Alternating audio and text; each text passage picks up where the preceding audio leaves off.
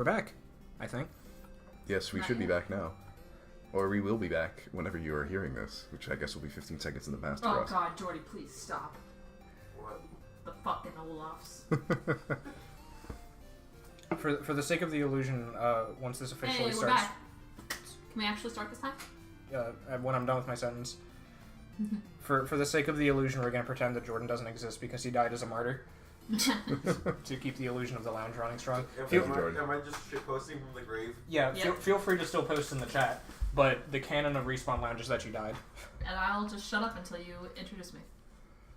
Okay, looks like everything's going well, so let's begin. Hello, welcome everyone to the premiere episode of Respawn Lounge. I'm the host, Casey Handshake Guy Moore, together with my co-host, Daniel Is Not an Axe Kemper. Hello.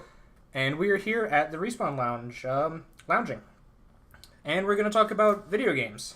Let's begin by doing an overview of how this podcast is going to operate. Daniel here and myself will be on ideally every episode, so hopefully you'll at least like us. Each week, same day, same time, we will spend, say, an hour or so talking about some topic or another regarding the wonderful world of video games. We will have up to 2 guests each week who have some kind of interest or authority on the subject to help us move along in entertaining you, our guests, in the Respawn Lounge, our Twitch chat being the lounge. And that's why we're here, right? To entertain? At least that's what the letter I got from the mysterious man in black told me. Each episode will begin with a brief introduction of our guests and our topic. Before we discuss that, however, Dan and I have a little thing we do each week. We challenge one another to play and hopefully beat a game that we never have before. And we'll follow our introduction by talking about those 2 games. Our guests are not directly involved with this segment, but of course they're welcome to chime in if they have any experience with them. Speaking of which, Twitch chat, residents of the lounge, you're perfectly welcome to chime in at any point during the podcast with ideas of your own, and we are perfectly welcome to ignore them completely. No, but really, please share whatever you have to say, and if it's germane to the topic, we'll talk about that. Moving along after this opening segment, we'll continue on to discuss the topic at hand, and this will encompass the majority of our cast. These topics will vary a bit. Sometimes they'll be smart, sometimes stupid, sometimes we'll just ramble about a game we like for an hour. After all that, we'll give some final thoughts, talk about what's happening next week, and what games we're going to play. As you are all the guests in Respawn Lounge, we ask that you be respectful, yada yada. I don't think I really need to go over this part, so unless I'm shown otherwise, I'm just going to let that be. So you have a reason to listen to us babble for the next hour. Let's talk about ourselves for a second, Dan, and give a brief overview of why our listeners should believe anything we have to say. So, I've been playing games since I was about 4 years old, starting with my dad's NES and Super Mario Brothers. I got a Nintendo 64 when I was 5 as a Christmas gift, and played such gems as Mischief Makers and Glover, and thankfully it was only uphill from there. I wrote my first review when I was 15, which I'm not going to share with you. My favorite games are RPGs and strategy games. My favorite all-time game is Paper Mario 64, but I play all across the spectrum. That about does it for me. And yourself, Dan? I've been playing video games pretty much as long as I can remember. NES and Super Nintendo to begin with, but for most of my life, well, at least recently, I've been playing on PC. I have an extreme love of dungeon crawlers, especially old classic roguelikes. Love real-time strategy games. I love RPGs. I love platformers. And I think I have some pretty decent opinions on video games. I don't write reviews or anything like that. I suppose we'll see. That's for the world to decide. Alright, so this week we're going to be talking about video games as devices or mechanisms for artistic expression, and with that, I'm going to introduce one of our guests, Anna Bantle, ABZU evangelist. She also happens to be the brain behind Respawn Lounge's art, which, speaking of the art, Dan, given my current condition, I think we need to modify this picture just a hair. Here, yeah, give me a second. that'll work. That'll do it. That'll do. Okay. Mm-hmm. And being that Anna's with us today, I think we should just one more. Just one more. Oh yeah. Yeah. Okay. Yeah, perfect. That's appropriate. That works. Okay. Cool. 1/3 of us are dying. So yeah, I won't be here next week. I'll be dead, and I'll respawn the following week. That's not true. Yeah, he'll be here next week. So, Our art is, it's a little rough. I really like it, but we're hoping to see a lot more from Anna in the future. I really like it. Just saying. I do really like it, but I would like more art, more variety and such in the future. And yes, we are paying Anna whether she likes it or not. Damn it! And before we move on with the actual topics, Anna, what kind of credentials do you have regarding video games? My first console was a SNES. I had that for like the longest fucking time when I was a kid. And because I owned a SNES first, I've just grown up with casual games. Casual art. So I guess that's why I'm here. Okay, and what about this topic brought you onto the show? Journey's the best game ever. Okay, and we'll see if she's right or not. Spoiler, no. There will be another friend of mine joining us in the very near future, I hope. He is a Mr. Elias Lucio, and he's actually the person who gave me my internet moniker. So if he appears in the next 17 minutes, I believe he said, I'll have him tell you that story. And I'll try to update the art. We will try. So, that about does it. We're going to move on to our first segment. Dan and I are going to talk about the games that we forced each other to play at gunpoint. And since I've been talking for what feels like ages now, how about you go first, Dan? What did I make you play? So this week I played Momodora. Momodora is a... Oh, notes. You're welcome. Fancy. Developed by Ardine. And with actual cover art by Timmy Chang, who you know as the person who did some of the art for Undertale. It's very similar to Cave Story, even using some of the Momodora. It's very similar to Cave Story, even using some of the same sprites. It's free and very short. I think the game took me about 40 minutes in total to play through. Yeah, it's about right. It took me about an hour or so, but I'm bad at video games. I played 5 minutes of it, but I got halfway through the game. Mm-hmm. So, discussing my opinions on the game, I thought it was really fun. It's a short little experiment. It's not perfectly designed or balanced. Not at all. What makes you say that, Dan? What's your favorite weapon? Well, I like the so I like the revolver a lot, but you get a homing missile launcher as your final weapon that just does nothing. Also, there's a boomerang you get as the second thing you get in the game, and it's the most powerful thing in the entire game. Right, and the boomerang doesn't even count as your primary weapon. You get sub-weapons in the game that you use a separate button press and a mana bar for, but the boomerang does not consume any mana. It's also way the shit stronger than everything else. Also, there's a mana bar despite only one thing in the game using mana, and you get it at the very end. Yes. Also, it doesn't even consume the entire bar, which is really strange. Because you think being the only item that uses it, but it's weird. It's just a short little platformer. It has 3 sequels now, yes. 2 of which are on Steam, I believe. Yes, and both Momodora 1 and Momodora 2 are free on Ardane's website. Mm-hmm. I'm gonna go sneeze my brains out. Have fun.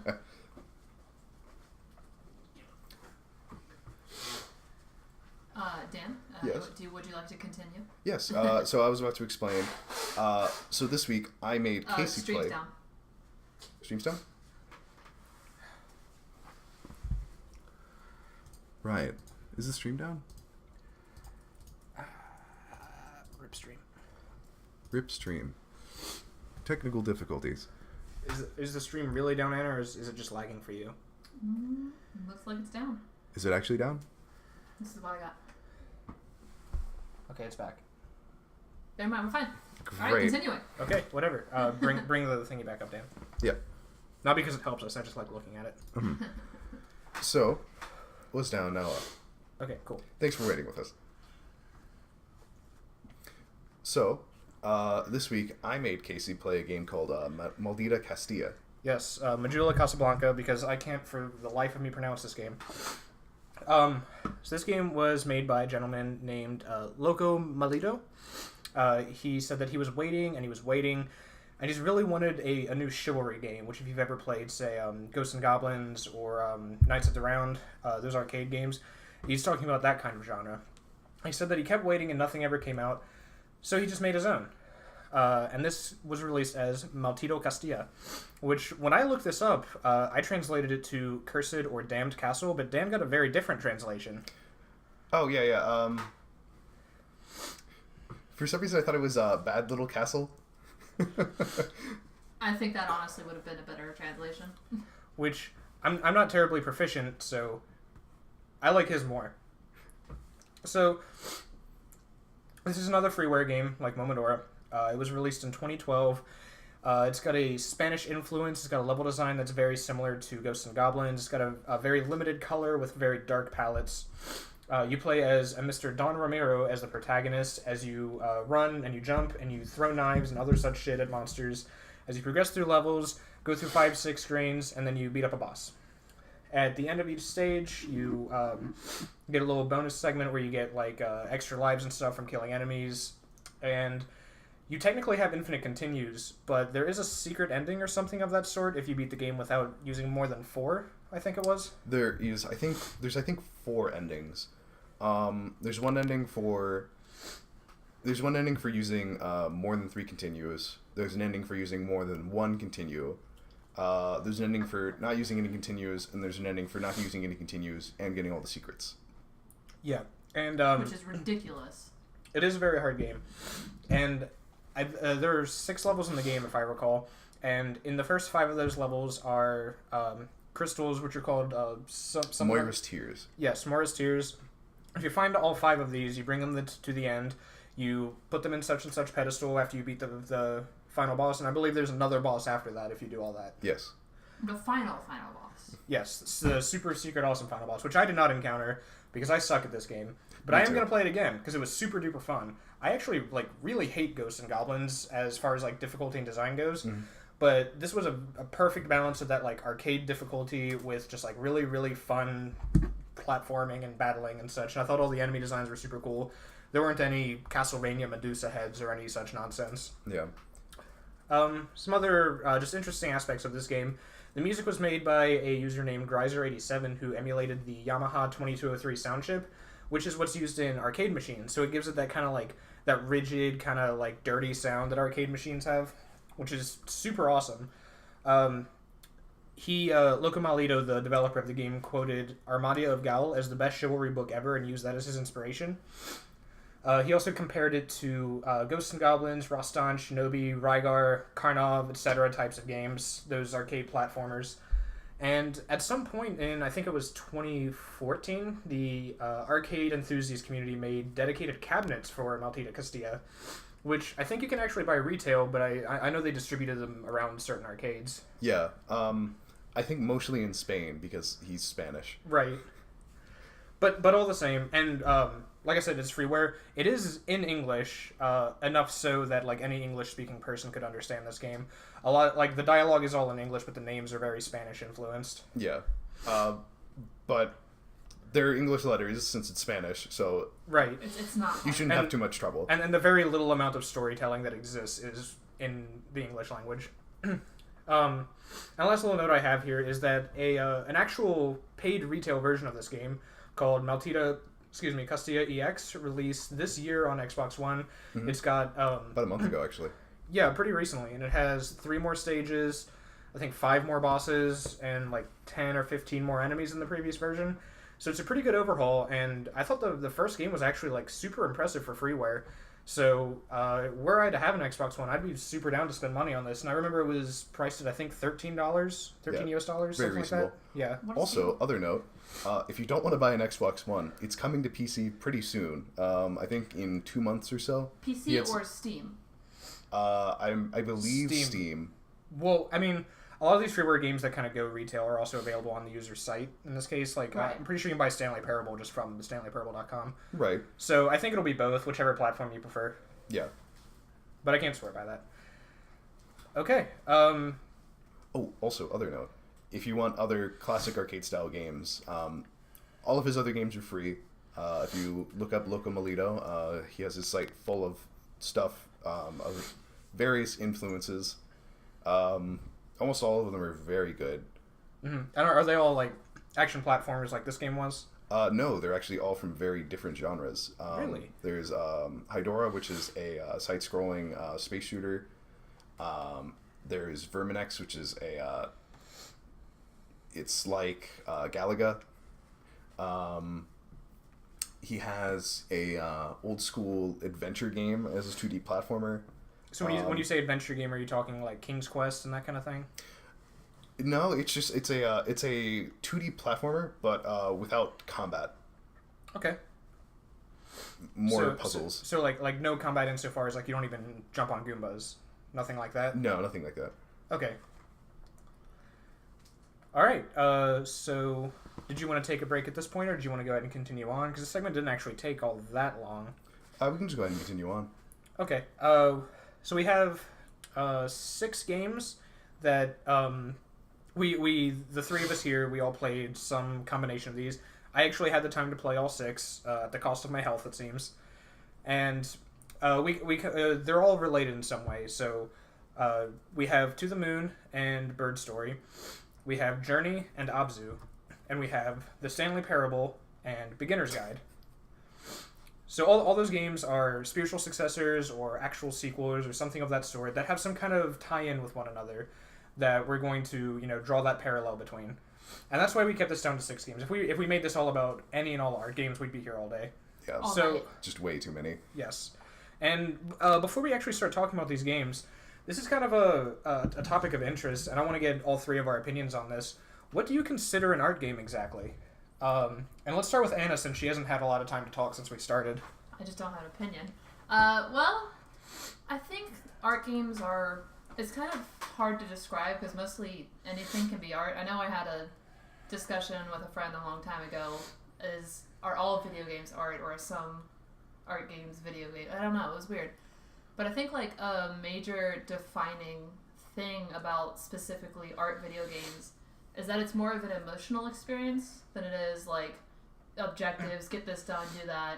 It's kind of meant to engage you on a different level than like say something like Call of Duty. So just to draw a little bit of parallel to that, a game like Chrono Trigger, for example, which has spoiler, it's been out for 20 years, whatever. Spoiler alert. The main character, Chrono, dies at one point in the game, and all the rest of the party, he kind of sacrifices himself because he's like a Jesus figure within the game, and you have to go through this sub-quest where you take him from the past, replace the Chrono that dies with a doll of Chrono, rather than, just pulling him out of the way or whatever. It's fine. Plot holes, who cares? And that, I played that when I was, 14, 15 or something, and that hit me pretty hard, actually. Because, I really liked Chrono, despite him being a silent protagonist and all. And that kind of hit me, which you kind of drew that parallel where aren't all video games art. But what I want to know is what makes a game an art game specifically as a genre. There's an opinion coming from some trash memer ghost that says art games aim to do more than entertain. Like they're supposed to transcend that level of just game, Like okay. The best example I can say is Journey. It's like it's not really a game. It has really good mechanics and like it's really like fluid in what it does, but it's not really about playing the game. It's about experiencing it, But something you said just a few minutes ago, too, and not to say you're wrong or anything like that, Yeah. but you said that art games typically aren't about a goal, whereas that's precisely what Journey's about. Is it though?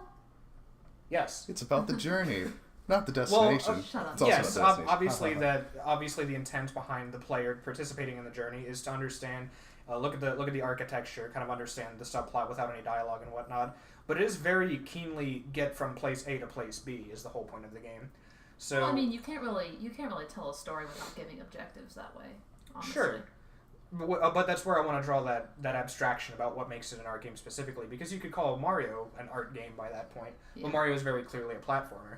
So what is it that art games have, or maybe even what do art games lack that make them that genre and not another one? That's a tough question, really. Okay. I think Dan, can you answer that? Because I don't think I can. Well, okay. I guess to groundline my opinion, I think that all games are in some form art, just as I think that any media, in whatever form it is, good or bad, is still art. That's just how I view art. Sure, and I think the popular accepted definition of art now is just anything that is created by an individual as a form of expression. Yeah. Now, art games specifically, though, seem to be more any game that doesn't really fall easily into other pre-established categories could be classified as an art game. I think about it. Right? Huh? Okay. Oh, okay. I think about it the same way I think about like art house films, where there's just like something different or abstract or whatever about them. Right. Because like The Witness could be considered like a puzzle game. Yeah. But it's also very much an art game.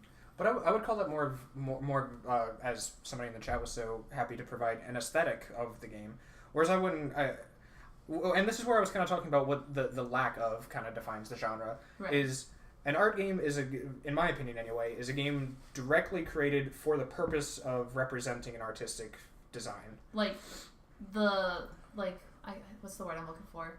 The mechanics of it aren't the main focus. It's it's almost a cop-out maybe, even to say that it's a game deliberately made to not follow the conventions of what makes a video game good. Because if I were to describe Journey specifically, it's a very minimalist game with very few mechanics. But very good mechanics. Sure, and... Actually, I was just going to disagree with what Anna said a moment ago. Alright. No offense. It's an opinion show. Yeah. So, Anna stated that she thinks that art games, the focus is not on the mechanics. I think that the mechanics should be and often are the focus of like art games. Well, like mechanics isn't quite the right word. Okay.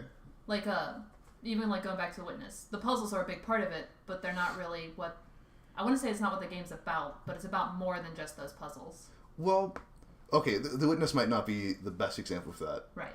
Because The Witness is... That's how I'm trying to explain yeah, it. the Witness is pretty puzzles. definitely about puzzles. But to maybe correlate that to a game you have played, Flower or Flow. Right. Like the mechanics is basically all that game has, but it's more than about just like flying around as pretty flower petals, you know? Mm-hmm. Right. I'm just saying... I disagree with you, Sarah, there, because I think the mechanics are games' tools of... expressing themselves and expressing the intent of the author. When I find a better word than mechanics, I'll let you know. Okay, so let's move on to you then, Dan. What do you think an art game is? So art games, well, as I was saying, I think art games, all games are art in my opinion, but art games specifically would be something that kind of breaks the mold a little bit, is different and maybe undefinable because of what it is, whether good or bad or pleasant or unpleasant. Just has to be something kind of unique to itself, or at least to other sort of art games. I think a lot of walking simulators, if you want to call them that, fall into that sort of category, because they're very non-traditional in their mechanics. But walking simulators also often use the basic like walking around mechanics as a... let me interrupt you for just a second. There's some people saying that we're getting some like downtime in the broadcast. That's because Twitch sucks. Just refresh the page, give it a second or what have you. It just goes down periodically. Yeah. If it goes down for a lot of people for a long time, we'll see what we can do on our end. But it's our internet here is not the best. We're trying to work on that, but that could be a problem. If we drop for a long time, though, we'll probably refresh the stream. Yeah, but buffering just sucks. Yeah. And we'll work out a few kinks during our breaks and whatnot. I think there's a little more we can do with the bitrate and so on, but we'll worry about that in the future. Yeah. Go on, Dan. Also, we did actually drop for a second there. We seem to I think part of your everyone's issues with the buffering was we were dropping frames for some reason earlier. We seem to have dropped the connection but picked up the connection again. Anyway, back to what I was saying. I think I might be a little harsher on what classifies as an art game, because walking simulators at this point, games where you walk around and discover things and don't really have that traditional like first-person shooter like violence or whatever, or like trying to make money or whatever kind of mechanics, have become sort of standard. Like they're established as a genre and you kind of understand what they are. No one was confused about what Firewatch was when it came out, and I think obviously, as I was saying before, I still think these games are art. It's just kind of like art games give off a different like emotional feeling than regular games do. Like it's hard to define it because it's just kind of you know what it is as soon as you start playing it. I can see that. Yeah, I mean, just like the focus of the intent. Right. Like as soon as you start playing like To the Moon or like Firewatch or Journey or anything, you can immediately tell like the intent of the creator wasn't to make like this mainstream game. It was to make an art game, in whatever art game is. So would you call the concept of an art game less a reflection of the game and its mechanics, and more a reflection of what the creator wants to express? Basically, yeah. I think that's fair. Okay. So I guess with that, you guys have pretty much covered everything I would say about it. I would say an art game is simply an abstraction from video game genres. A game, a meta game, an anti-game, something along that nature, built to deliberately take itself apart of what creates a game structure and what we presume to be video games, and kind of rebuilding that from a very groundwork level, very minimalist, for the explicit purpose of being an artistic expression. Like I can't remember what it was, but Matt was playing a game, and it was the one where like it changes seasons in the middle of it. But there's not really much to do except walk around and watch everything change. Do you remember what that game was? I do not remember the name of that game. It's a you play through pretty much a song, and at points in the songs the seasons change, and you interact with different things in the worlds depending on the thing, or depending on like the place you are in the song and the season you're in the song. Right. Very interesting game. But as soon as you get dropped into it, you kind of know, I'm not playing this to play a game, I'm playing an art game, you know? It seems like it's more of a reflection of the mentality of the creator of the game. Yeah. With, let's say Super Mario Galaxy, the purpose of the game is beat the levels, get the star. With Journey... You can beat the level, get the star, but that's not really... Right. You can pick up the scar. Or ABZU would be a better example, because you actually don't get anything that changes your character. Right. You can free the fish, you can get the shells. Right. But that's not really what it is. And really, those are only there as a conduit for the player to feel encouraged to explore more. Right. Oh, also, I've just messaged the name of the game. Proteus. Proteus, okay. Proteus, cool. That's what it was. Thank you, Roby. Thank you, random internet. And we're dropped. Are we? Stream's down. Wouldn't it tell us if the stream was down? Yeah. There he is. Proteus, we're back. Okay. Okay, cool. Yeah, we should we would get a notification, I think, if it was down. It would tell us. But we're back up, so down let's here. keep going. Great. Sorry for all the technical issues we're having. This is kind of wish we knew when they happened. Yeah. Well, that's the nature of Twitch, I guess. Yeah. Once we get better internet, this should get better. But that's a story for off the air. So, any other notes? What do you think when you think of an art game, or rather, what do you think when you what game is not an art game? I guess I would ask. What game is not an art game? A lot of an indie game. Any game that's not an art game. What what qualities of a game? Because we're kind of defining art game as something which lacks something rather than what is present in it. Right. So what qualities prohibit something from being an art game rather than another genre? Strong repetitive I think I would disagree with that. Is one of the things. Like, if you can think of any, like, mission-based game. But is ABZU not repetitive? I mean, it is in the sense of get to the place, keep going, but it's not like, go here, do this, activate this, do it again. But that's exactly what ABZU is. Well, I'm thinking, like, things like Fallout and, like, Skyrim, Call of Duty, where you have, like, quests to go on and get things done like that. Well, sure, but I don't think that's not present in, say, Mario. So, like, neither of those games I would explicitly call an art game. So what is present in, say, Fallout and Mario that's not present in Journey? Or is this even the distinction we need to be making? Because you said you disagree with that, Dan. Yeah, I mean, I don't think that art games are removing anything about video games. I think they're just like subverting things or changing things. Mm-hmm. It's more about so when you say subverting, are you kind of like tailing off of what I said, where they kind of build it down to a base level and like have that kind of like minimalistic approach? Like I mean, it doesn't have to be minimalistic or anything like that either. I mean, an art game could be huge and like enormous. Mm-hmm. I think so like a subversion, like one of the basic designs of games is that games have to be fun all the time, no matter what. Sure. If you're not having fun, the game's bad. Did you ever play E.T.? Sure. Well, Yeah. I mean, that's a generally accepted bad game. But so an art game could, for example, be intentionally unfun. But see, it's not that it lacks fun. It's that it's replacing it with something else. Okay, I think I see what you mean. So, for example, like you could argue that Myst isn't fun. Like you're not playing it and just like having a grand old time, but there is something present there that's not fun. That the storyteller and the narrative that the developers created is there on purpose. I think it's more about... Maybe. I think people would try to have fun with Myst. I don't think the developers make Myst unfun on purpose. Okay, but what I mean is like fun isn't like a necessity of an art game, whereas like fun or other such qualities of a video game can be replaced with some other quality for the explicit purpose of like telling that story. I think it's mostly how the game is made, not the components that make it, you know? Yeah, I would agree with that. Like, you have to go into it with the mindset of, I want to make an art game. Okay, so I guess the distinction, what I'm gathering from all three of our opinions, is that it's art games are just representative of what the creator of the game wanted you to take away from it. Yeah, kind of. So I would almost call them Maybe profound in that way, like profound in a way that's kind of unique to them, that's not present in Mario, not present in Fallout, Call of Duty, etc. Well, I might also disagree with you there, because I don't think an art game has to be good to be an art game. An art game can fail to be what it wants to be and still be an art game. Right. Okay, so long as sure. it's unique in some way or like subversive in some way. Okay.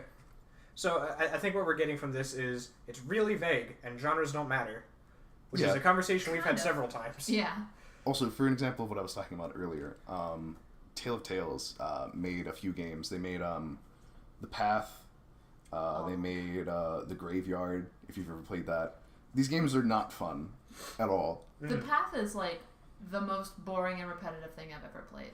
But it's a really interesting experience. Right. Like, The Path is basically you're one of 7 iterations of Little Red Riding Hood walking to Grandma's house, but you're supposed to go off the path and then find a couple of different things in the woods that will basically unlock your character interaction with somebody else in the woods. Like, I think the first one is you're like the traditional like little girl in the red hood, and you find some stuff, and then you meet this wolf who you think it's just a dog, but it's actually a wolf, and it kills you.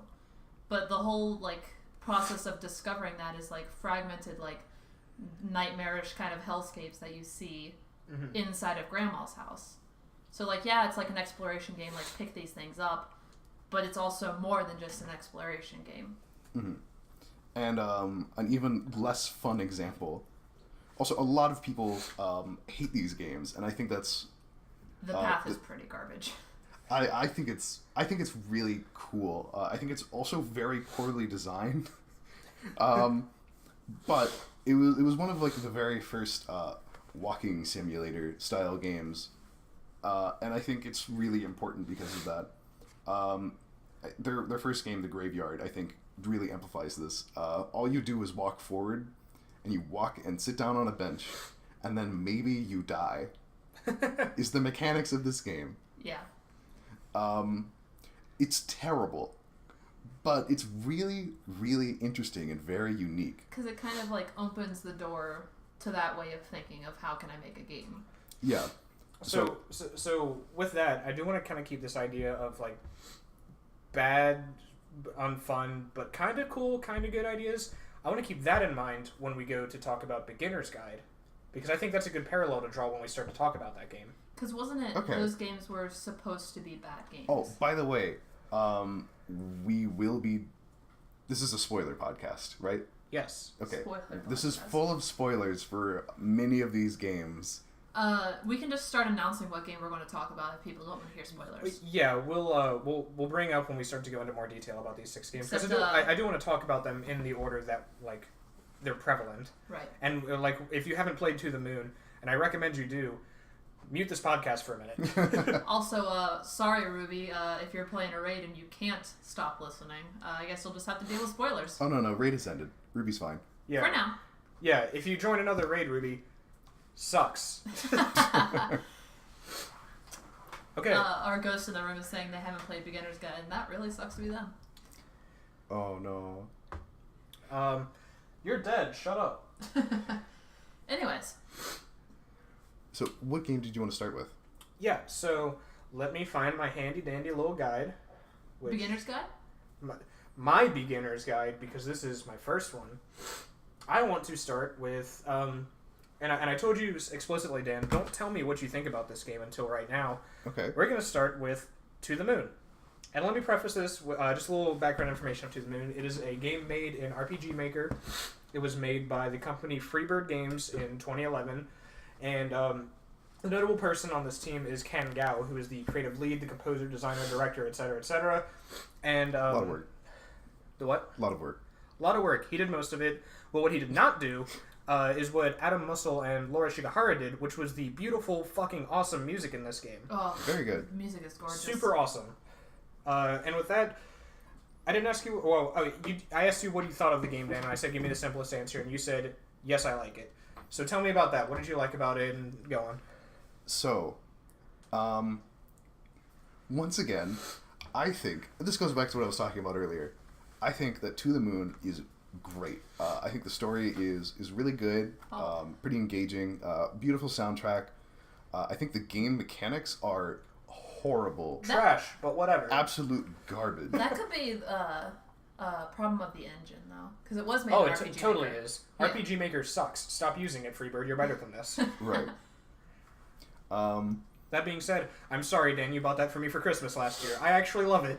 Oh yeah, no, I think it's great. I have no regrets about doing so. I have no regrets about playing it either, and I highly recommend that anyone listening to this podcast also play it because it's very good. But beware, don't use a gamepad, despite your better judgment. Yeah, use a mouse exclusively. Yes, I know it's terrible.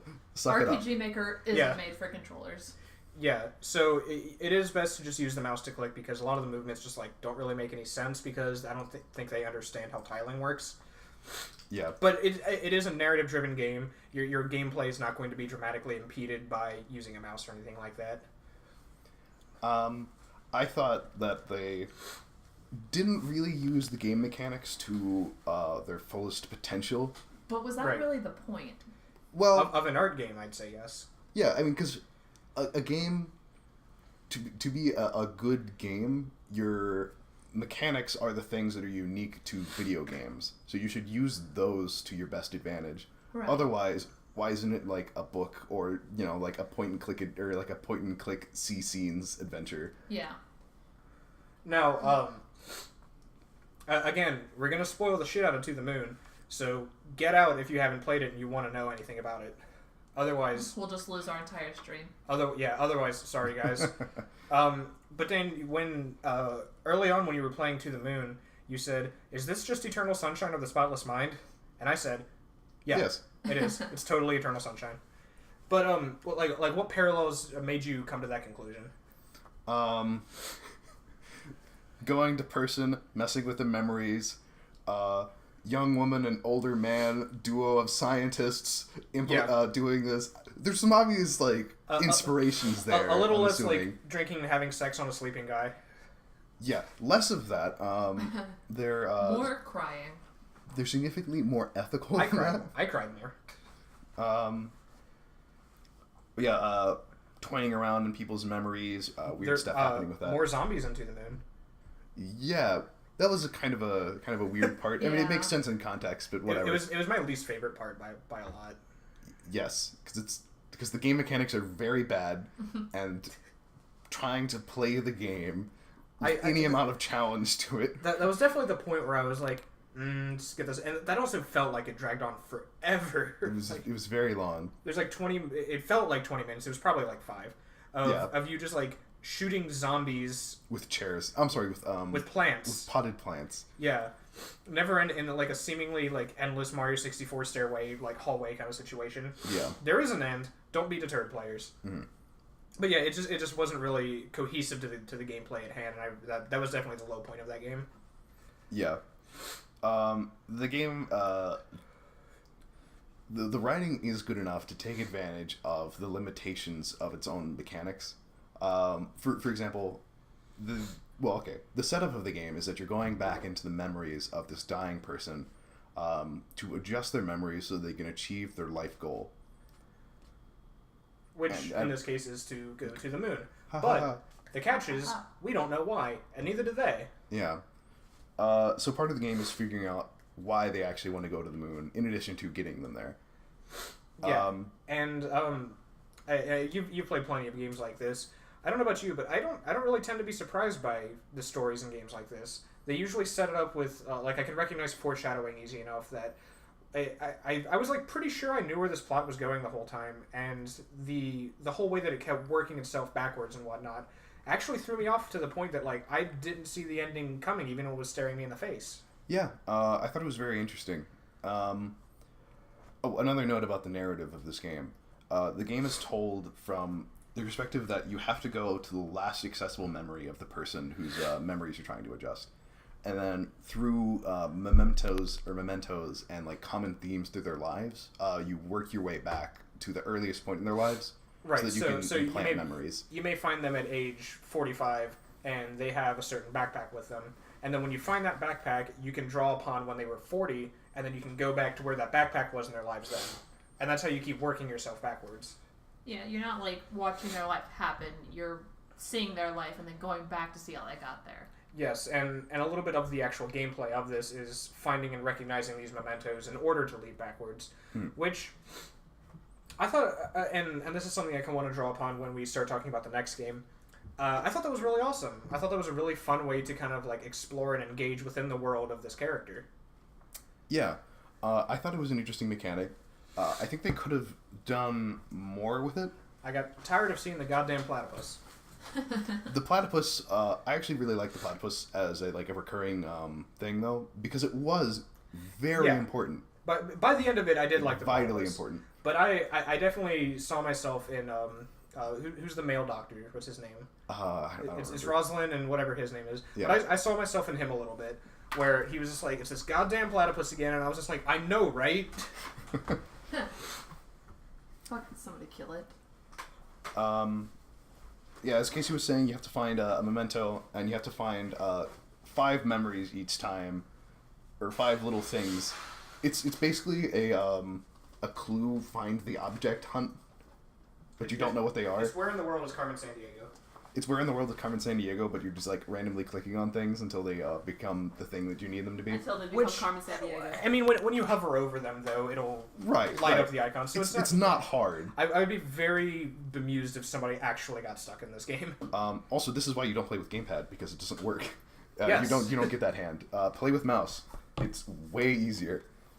Yeah, and I mean, like ease of access, whatever. It's a narrative-driven game. I don't think difficulty is really a point that matters in this game. No. Yeah, the game's very easy and does not suffer for it in any way. It's significantly better for it, if anything else.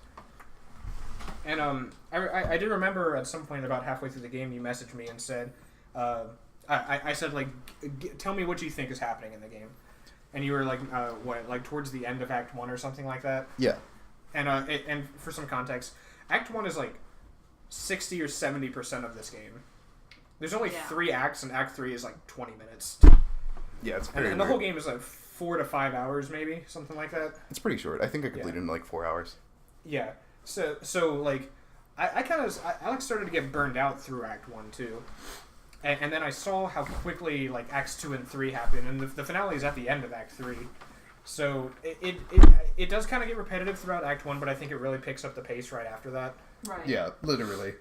Yeah.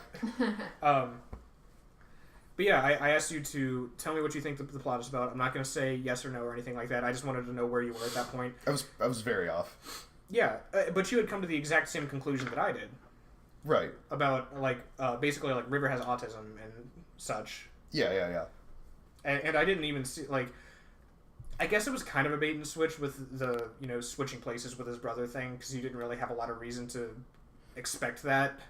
Yeah, one of the main part of the reason why you can't see it coming is that you have no way to see it coming. Yeah, like it's quite actually impossible to. That's built into the narrative, which, so I don't. hate that or anything. Right, and it is part of Dr. Roslin and what's his face's, like, their goal is yours to figure out, like, because part of the character whose memory you're traversing, his early childhood memories are locked off, and it's because of this. It's because that his brother was killed and he replaced him, and he was given medicine to block that off. So it seems narratively like almost like a bait and switch, like, haha, we fooled you with this thing you could have never foresaw. But that was also kind of the point, and that's like you were seeing this through the two protagonists' eyes, and that was the whole cause of that. Yeah. So I think even though that was almost lazy, I think it was still thematically appropriate. Yeah, I think it was very good. Did you cry, Dan? I did not cry. But I was here also for the surrounded ending. by people. I was here. I think you were peer pressured into not crying. Would you have cried? I cried.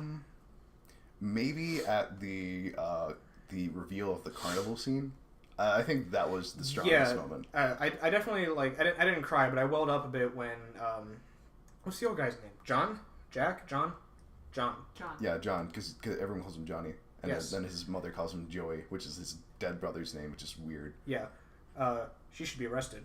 But when John and River, like, meet for the first time, and you see, I thought, like, the whole game, I was just like, why are these two married? What's the purpose of this or anything like that? And I kind of, like, hated their relationship, and I didn't really feel any empathy towards that character until that scene where they first met, where, me too. Thank you for your emotional support, Pip. When you play the Whack-A-Mole game, which you best fucking believe I hit all the moles, Dan. Uh-huh. Also, don't play the gamepad. It's terrible. The mechanics are very bad. Yes. Garbage. It's a mouse point and click, but the mallet doesn't just go where you click it. It goes into zones. Yeah, so you have to... Awful. Oh, man, it sucks. Whatever, this game's great, buy it anyway. But yeah, like, you win this carnival game that, like, seemingly means nothing at all. And it was, you know, kind of implied earlier by the two brothers, where one of them won a train set, despite them both, like, winning the game, and your character doesn't get a train set, and he whines, and he's upset. And the brother asks, like, well, what'd you do with your other toy? And he's like, I gave it away. And you kind of don't really think anything of it. You think that's just character building to, like, divide their personalities. But it turns out the prize he won was that shitty fucking platypus thing that he gave to River because River loved it. And that's how their, like, kind of youthful childhood love affair between two 5-year-olds started. Yeah. And I thought that was really sweet. And then, like, all of a sudden I didn't hate the platypus so much. And now it's my favorite animal. So yeah, I like To the Moon. Anna, did you play To the Moon? I played most of it. I played all through Act 1. So I just spoiled the whole ending for you. Let me finish here. I played through Act 1, and then I watched a Let's Player for the last part. Okay. Because Okay. I couldn't deal with the mechanics anymore. That's understandable. You pretty much still, like, got the whole game out I of it. still got everything. Yeah. It's one of those games where the mechanics are bad, so you don't really actually miss anything not playing it. Right. And with that, if we have nothing left to say about To the Moon, Mhm. I want to bring us over to Bird Story, which I believe I'm the only one here that played that. Yes. Okay, so I didn't like Bird Story. Why is that, Casey? So, again, with like To the Moon, I really liked the story in Bird Story. I thought it was really sweet. I thought it was really endearing. The whole, like, dream of the boy who finds a harmed bird and he flies around on a paper airplane to try and bring it back to its nest and all this and that. That was all super nice. Except we kind of come back to the mechanics sucking. It still has the same problems. Gamepad doesn't work. It doesn't know how tiles work. But there are no other mechanics. The only player input present in this entire game are walking left to right and up and down and such to get from place to place, to walk between the set pieces for the story to play itself out. Otherwise, for you to just follow arrows on screen. And for example, when you go to fold the paper airplane, a prompt comes up that just says, like, press down and left. And then you've been slouched back in your chair, you're watching the story go along, you're enjoying it, and then it's like, hey, get up and do something. You're like, oh, fucking fine. And then you hit it, and then it goes and keeps going. Yeah. And it keeps demanding player input where I don't really feel like it needed to belong. And I think that didn't behoove that game at all. I think I would have preferred it if it just played itself for all intents and purposes, because it seemed like it really wanted to. So I think that goes back to my point of games needing interesting mechanics to be good games as opposed to just like good experiences. Right. Because To the Moon's a good experience. It's not a good game. Right. But it's Bird offset Story, by the mechanics are kind of endearing and cohesive to the plot. Yeah. Like there's some like interesting stuff to the mechanics of Bird Story. I'm sorry, not Bird Story. To the Moon. Yeah. Bird Story, since there are no interesting mechanics, they chose the wrong medium to develop this in. Yeah. Why isn't it just like a book or a movie or an animated short? Yeah, and the whole time I was watching it, I just kept thinking, like, I don't care if they even just use the exact same, pixel art graphics, because it has identical graphics to the Moon. It doesn't even, it doesn't even look up-res or anything. And that's totally fine. To the Moon has awesome graphics. But I really just wanted the game to play itself. It has awesome graphics. RPG Maker. Okay. It looks nice for RPG Maker. The custom sprite work is really nice. Yeah. But I definitely wanted to just, lean back in my chair and just watch the story unfold, because that's functionally what I was doing anyway. It just wanted to pester me every once in a while to do it. Mm-hmm. And I thought that was kind of obnoxious.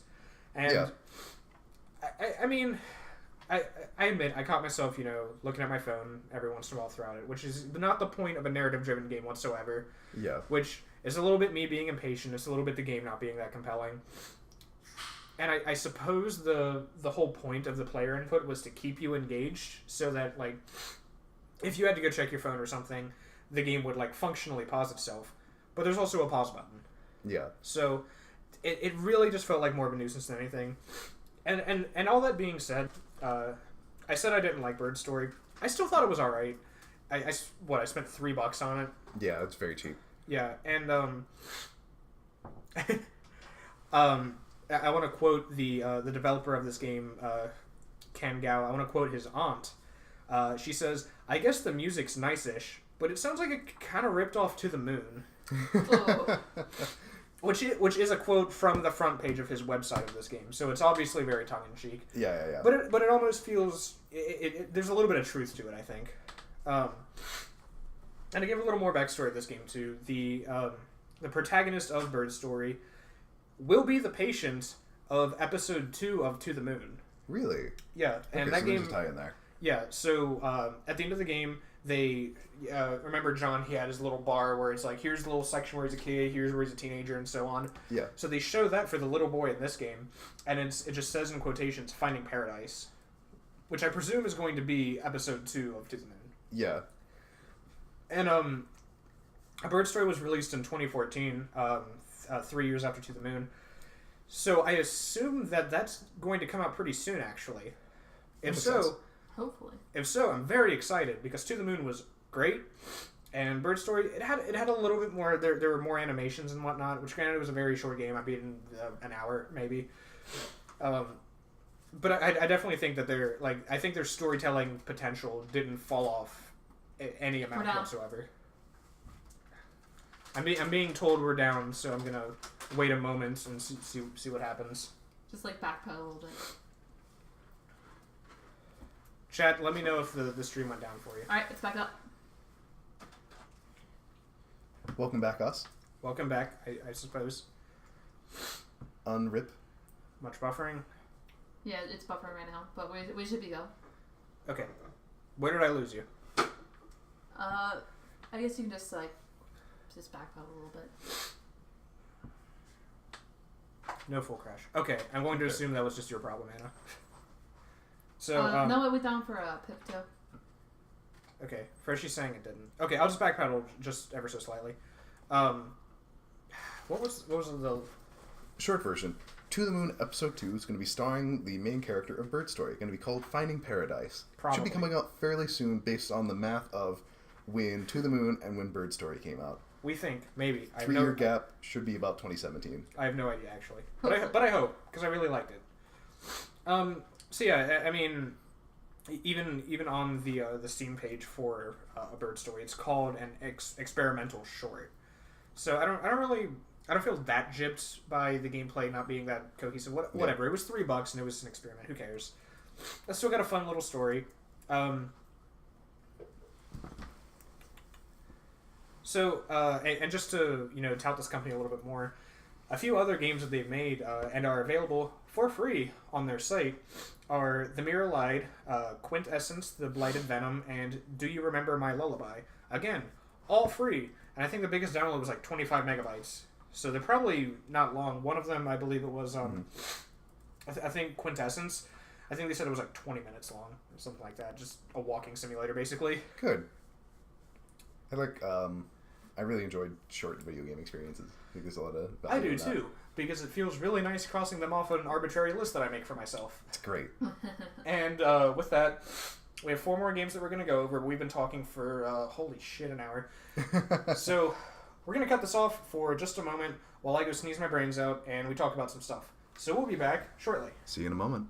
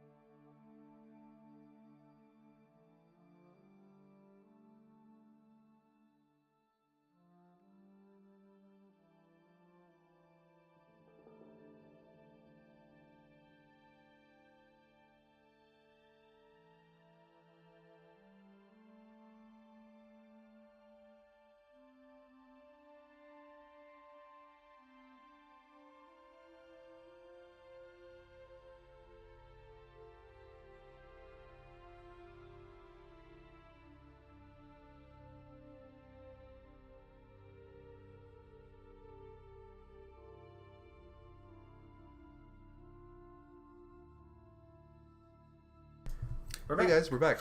I sneezed a lot. Thanks I'm for waiting sick. for us. Yeah, he's very... Casey's dead. This is really hard. Yeah. I'm doing my best, guys. I'm sorry, I'm sick. So, what game are we talking about next? Next, we are probably actually going to bring Anne into the discussion finally, because we're going to talk about There's her. one reason I'm here. We're going to talk about her favorite game of all time from that game company. You know, the one. That one. From 2012, it is the premier PS3 game, Journey, from which you may recognize the soundtrack that we've been playing this whole time. Or you may not, because you may have not played it. So, let me give some background on Journey real quick. I'm sure Journey is probably the game most people who are listening to this are familiar with, because it was actually like not really a sleeper hit like the rest of these were. Like, I know probably as many people who've played Journey as have played the other like 5 games we're talking about combined. Except for Stanley Parable. So, yeah, I think okay. everybody we know has played it. Spoilers, you're talking about Stanley Parable later. No, we're not. Shut up. So Journey was developed by that game company in 2012. It is multiplayer, allegedly. It has multiplayer functions. Allegedly. By the creative director Jinhan Genova Chen. I'll get to it. Who lived in Shanghai and then moved to Los Angeles. He made the decision that he wanted to create visual games that appeal to all audiences, regardless of cultural background, which was inspiration of his moving in location. And that's what made him create the set piece for Journey, and that's why it's got that like pseudo-Arabic look to it. Right. Jinhan Chen also worked on Spore. He had signed a deal with Sony to develop Flower, Flow, and Journey, all as exclusives for the PlayStation 3. Thank you.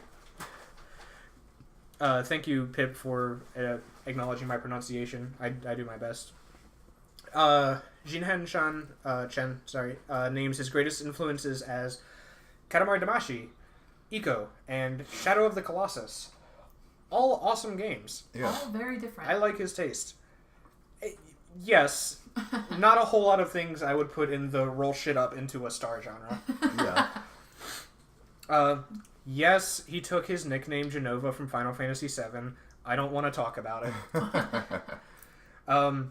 He doesn't intend for his company to make those big budget games because he believes the pressures of AAA development would dilute his creative influence and it would cause issues with his needing to have that mass appeal.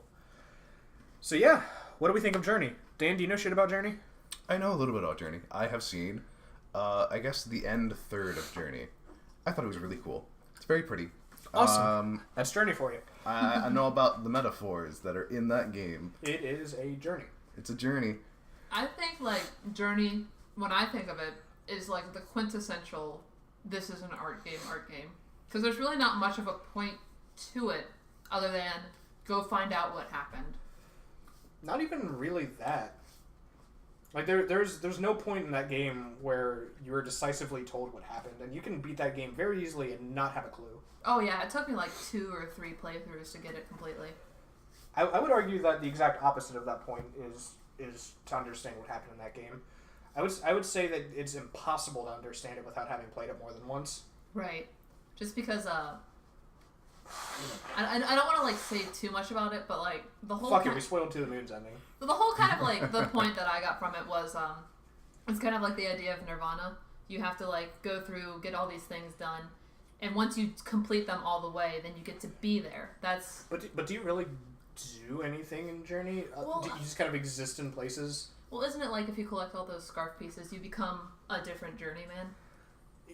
Yes. I kind of like saw that like relating. I would call it more of a gameplay influence than a story one, though. Well, like it kind of seemed to me like you were trying to fix what was happening because you're freeing all the things. You're like helping all the little dolphin rugs out. Dolphin rugs. What else are they with the dolphin rugs? Fair enough. They're kind of dolphin rugs. I don't know. I don't think anything's really fixed, and I wouldn't even say that's really the point of it based on the ending. It seems almost as though your entire purpose is just to go through and observe and maybe draw kind of a historical metaphor from it all. Because when you look at the cave paintings and you look at the scenery and stuff, you see a lot of just like destroyed ruins. You see a lot of influences of like a previously like very smart, intellectually advanced civilization. The scarf dolphins are a source of energy somehow. and they're trapped and they're caged up, and you're releasing them. So I would say it's more of a metaphor for the kind of like exponential growth, the greed, the like. I would even say that you could argue that the landscape and journey started as maybe even like a lush green landscape. I don't know if it was ever lush and green just because of the state it's in. I don't think like the civilization degraded itself that much. But I do feel like things were better than they were when you find them. Yeah, it's clear that there was some kind of abounding civilization that had existed before you went there, and it seems that they are all the same species or race or whatever that your character is. Which kind of always confused me, because if this race died out, then why the hell are you still there? Well, it could be that they simply left it abandoned, and you left, and now you're going to go on a vision quest of sorts. Well, isn't one of the final paintings like all of them dying? Yes. But doesn't have to be all of them. I mean, that could have been the elders dying. It could have just represented the bulk of the civilization dying. Right. And it's clear, if you're going to presume that the alleged multiplayer is canon, there exists at least one other. At least. And I do remember the first time I completed this game, I met somebody in like the second zone of the game, and then continued on with that same player for the remainder of the game. Right. And even at the very end of it, that other player and I had, gone through and we did our cool sparkling white scarf flying around to shut the fuck up. Spinning about the stratosphere, ascending this mountain, achieving greatness, and then poof, we're back on the shitty sand place again. Right. But so, but I don't know like if it's like quite like the metaphor of like Nirvana and like fixing things, but there is definitely you're getting put back there. Like But do you think the character that spawns after you complete the game is the same character as the previous one? I think it is. So from my limited experience with it, only seeing really the ending, I think the game's more about rebirth. Two characters walk and become one form in a giant vagina-looking thing. Well, people. Your metaphor still stands, but it isn't exclusively two players. Like, you can totally play this game and never see another player. Because it's only allegedly multiplayer. Right. But like, I'm assuming like when it was first released, there was a lot more people there. Yeah. Yeah. I kind of wonder though, how much does the multiplayer play into the narrative of the game though? Because I don't really think it's necessary. I think it adds a layer to it. Is it like the very end level? Is everyone that's playing it at that point is with you? No, nothing of the sort. No. I think it's always one other person. The one other person with you can drop in and drop out at any time and just become someone else. Right. I assume the final level... Do you mean that second character is a character and not a player is what you mean? And that the players who drop in and out represent that character? So you're going on your journey, and people are going on the same journey at the same time as you. And you could have someone with you the entire time, but it might switch who it is like 15 times or something. Sure. But you just don't know because they're identical. Yeah. A thought. Is it another player or is it another iteration of yourself? If it is about rebirth. It's. I mean, considering that you both like tangentially exist at the same time in the same space, I assume it is another player canonically. I don't know. I mean, like, once again, limited experience. Right. But there is like that really strong imagery at the very end of like two becoming one, walking into this like tunnel of light. But that's not an inherent part of the game. Like you could do that solo. Yeah. Right. But I think the paintings and the way that you leave the mountain is you go up as a ball of light, and then at the very beginning of the game in the paintings you're seen coming down from a ball of light and starting in the starting position of the game. And something worth note too is that should you find all the scarf pieces or whatever the hell, you kind of like transcend. Yeah, and each time that you complete the journey, so to speak, you get another like embroidery around your character's robe, up to like 5 or something like that. So it's clear that your character is experiencing, and then if you want to follow that as something other than just like pretty art design or whatever, is being reborn with these newfound experiences. And you could create the parallel to you, the player, being that character, to where you are now reborn, and you now have a grander understanding, and as you play through it again, you discover more stuff, you have a new context to observe all the scenery with, you understand it better.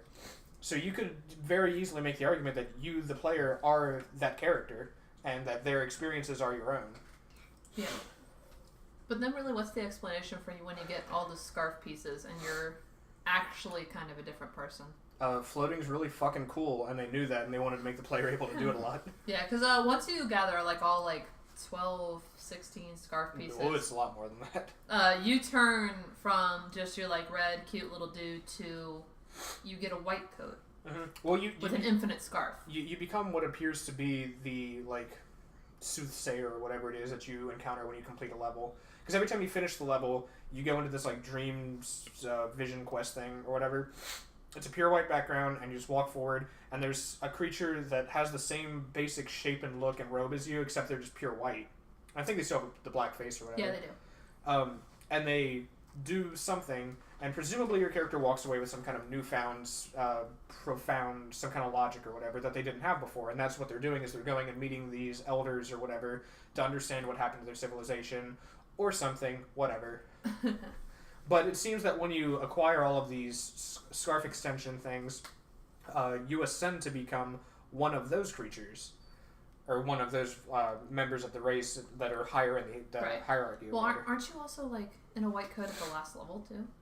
Or yes. am I remembering it wrong? Yes. So while you're doing the like cool cathartic flight through the stratosphere and stuff, you are in that same white coat that you get if you unlock everything. But at that point, I think it's presumed that you're dead.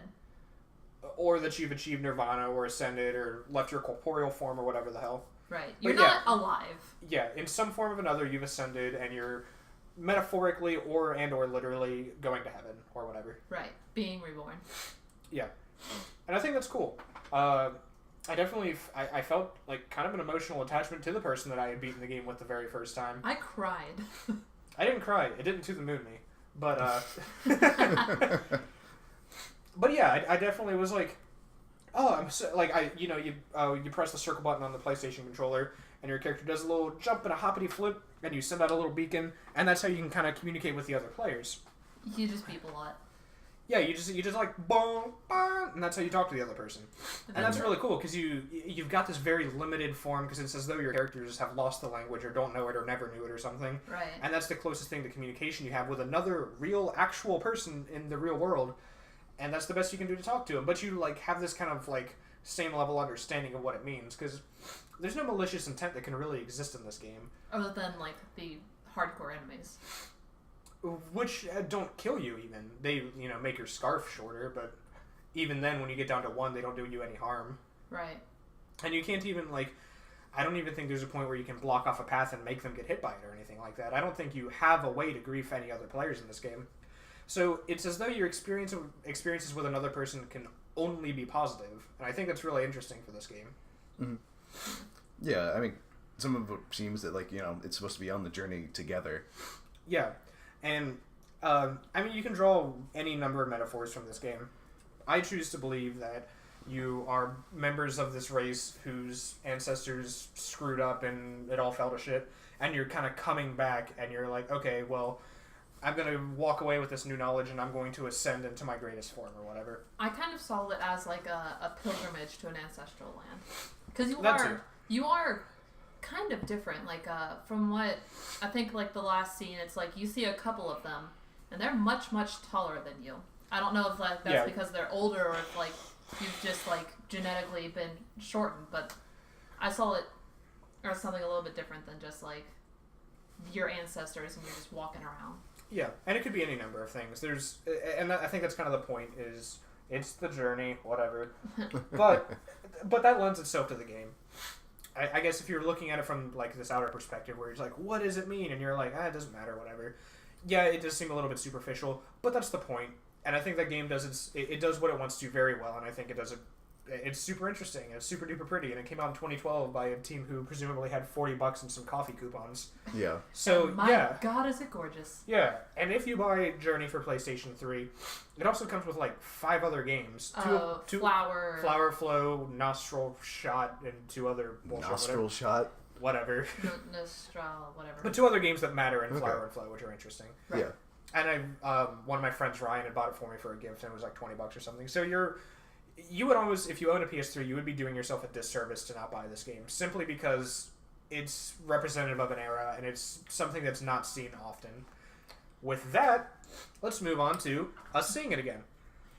The game that I made both of them play for once was ABZU, which is by a different game company. It's by Giant Squid. Appropriately. But it had the same art director. So there's a lot of similarities to Journey, but most notably it's underwater instead of being in like that desert landscape. And go on, I've got plenty to say. Journey, but for scuba divers. Journey, but for scuba divers. The best summary I could give of, man, I never knew I wanted to ride the fish mechanic so badly. But has there ever been a game where you could ride a fish before? I'm sure, but I wanted it so bad. Has there ever been a game that mattered that you could ride a fish? No. Paper Mario. You can exist on the back of a whale for a cutscene. Yeah, you but can ride a surface for Donkey Kong. Yes. ABZU, I found recently and I loved it, so I made them play it. Dan loved it. Yeah, it was great. I think Casey liked it. I like it.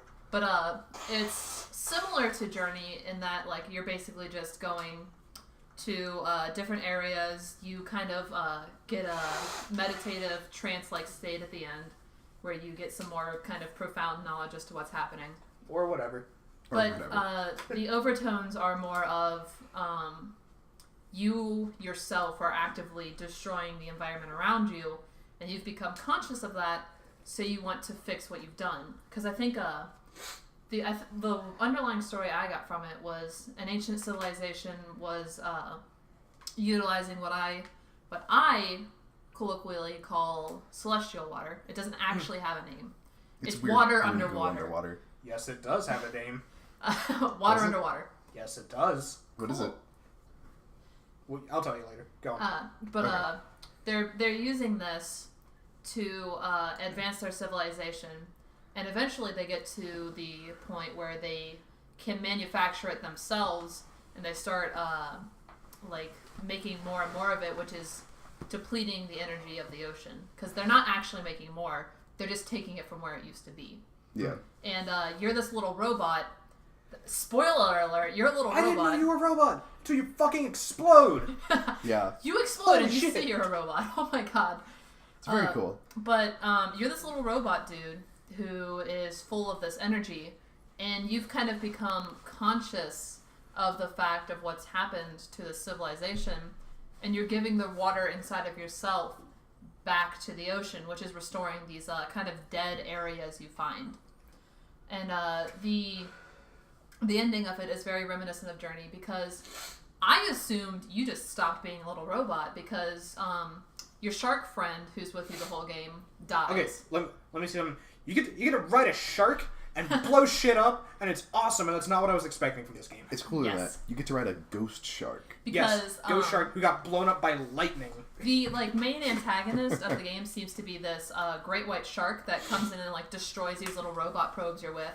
But eventually you save him and he becomes your friend, at which point he promptly dies. He gets destroyed, He gets and you blow up too. And you blow Everyone up too. blows up. But he dies, and at the very end you see him again As in a a sick ghost ghost shark. form, to which you destroy all these things that have been creating fake water, and you kind of just fix everything, but it kind of feels very transcendent, like you might not have actually done anything.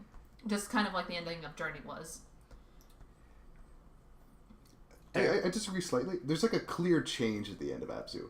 Yeah, but I feel like it wasn't you fixed everything. It's kind of but every your time, ideal version of what happened. But every time you blew something up, the water restored itself, though. So it's very clear that the point of the game is that you're undoing the wrongs of whoever the hell did it in the past. Maybe. You release species that are like long dead, and you add like green natural life to this area or to these areas. Not always green. Not always green, but you it's add. coral. Dan, you're colorblind. I'm colorblind. Most and of it's seeing pink and things blue, is hard. But I think like an important thing to mention is the creator actually came out with what the title means. I think it's like ab is to understand or to know, and zoo is like the water ocean. Casey, you look like you want to talk now. So there's this thing in the end credits, which I'm assuming is what Casey's about to talk about. So when I was taking notes, and I took a lot of notes, I messaged Dan as soon as I finished ABZU, and I just said, "Did you notice the thing in the ending?" And I danced around it a little bit to make sure they knew what I was talking about.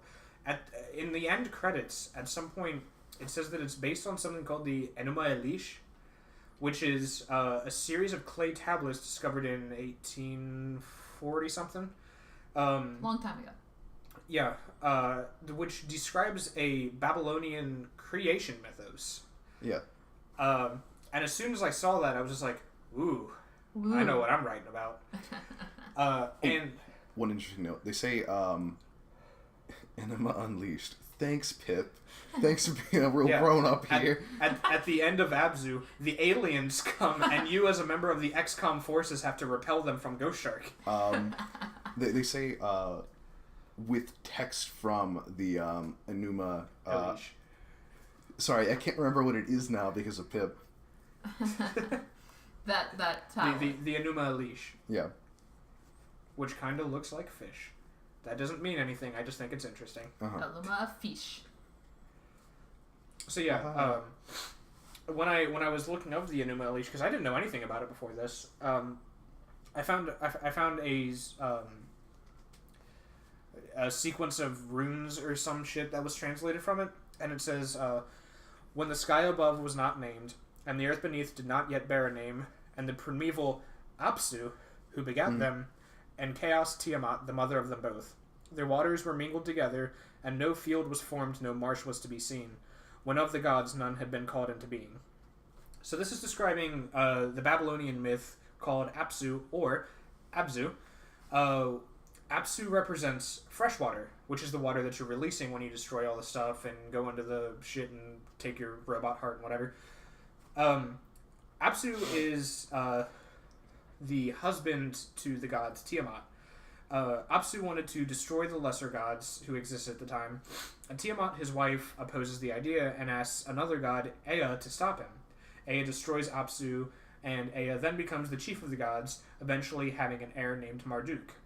Tiamat is persuaded by the remaining gods to take revenge for the death of her husband, and after a kind of a Nordic Ragnarok-style showdown against Marduk, everyone else is killed who didn't side with Marduk, and Tiamat is killed and cut into two halves, the earth and the sky, and the blood becomes the seeds of mankind.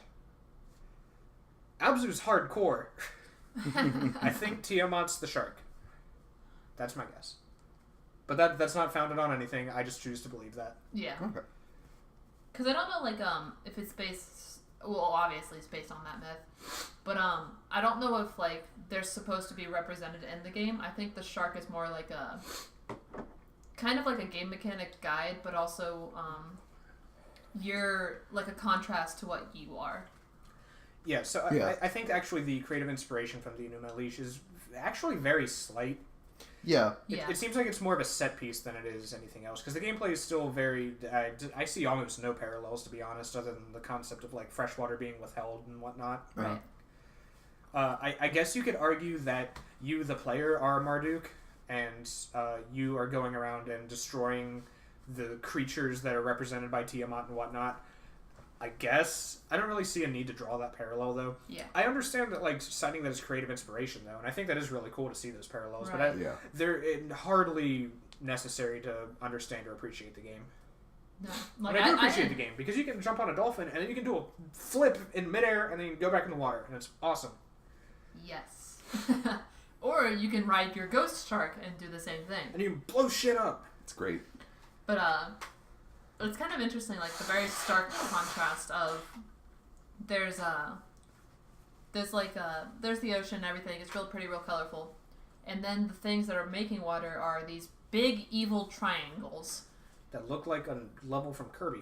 Right. And like at the beginning of the game, you're like, oh, that's spooky, but then you like swim through it, and your little robot buddies just like go home, and you're like, oh, okay, maybe this thing just looks creepier than it is. Yeah. But the longer you play the game, the more sinister those little triangles get. Not even little. To the point that they actually start harming you as the player. Like when yeah, you get, they're functionally landmines after a while. Yeah. Yes, they're terrifying, awful landmines that I don't even want to talk about.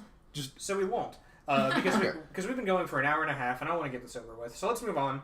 Fair enough. Next, we're going to first off buy ABZU, but not yet. It's $20. Buy when it's like $15.20 or $15.10, give or take. That's fair. It's a cool game. Pretty short. I wouldn't pay $20 for it though, and I didn't because Steam Family Sharing's cheating. It's also ridiculously pretty. It is very pretty. So we're gonna move on, and we're gonna talk about. I guess, probably the most popular, most well-known game on this list, maybe tied for Journey. We're going to talk about the Stanley Parable. See, we told you we'd talk about it. No, we didn't. Shut up. So, they spoiled it. Some backstory to Stanley Parable. I haven't played this game since it came out, for one, so my memory's a little bit shot, because I can't remember anything. It's a game by a Mr. Davey Wreden? W-R-E-D-E-N.